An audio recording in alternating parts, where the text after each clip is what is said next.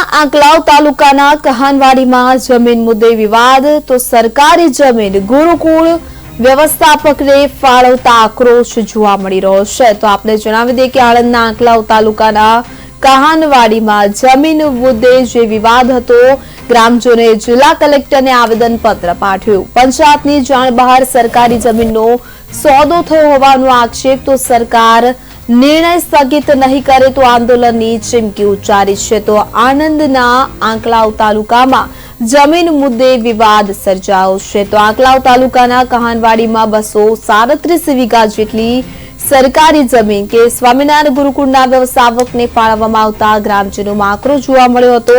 ગ્રામજનોએ આણંદ જિલ્લા કલેક્ટરે આવેદનપત્ર પાઠવી આ જમીન સંપાદન અંગેની કાર્યવાહીને સ્થગિત કરવાની માંગ કરી છે। ગ્રામજનો તથા પંચાયતને કોઈ પણ પ્રકારની જાણ કર્યા વિના સરકારી જમીનનો સોદો થઈ જતા ગ્રામજનોએ વિરોધ નોંધાવ્યો છે। જમીન સંપાદન અંગેનો નિર્ણય સરકાર સ્થગિત નહીં કરે તો ગાંધી ચિંધ્યા માર્ગે આંદોલન કરવાની ચીમકી ગ્રામજનોએ ઉચ્ચારી।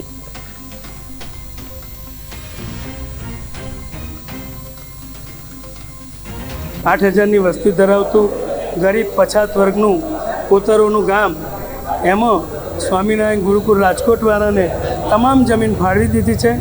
અમારી પાસે 350 આવાસની અરજી પેન્ડિંગ છે, એના માટે ગરથાર નથી અને એમનું પર્યટન સ્થળ બનાવવા આ ધાર્મિક સંસ્થાને બહુ મોટી કિંમતની જમીન છે। ત્યાં ફોર્મ 7 થી 9 કરોડનું વીઘું હોય છે। આટલી મોટી જમીન કોઈ પણને ગામને અંધારામાં રાખ્યા સિવાય ફાળવી દીધી છે। તો અમારા ગામનો કોઈ ભાજપ કોંગ્રેસ કોઈ એવું રાજકીય પક્ષ નથી, એક બાપની પ્રજા છે।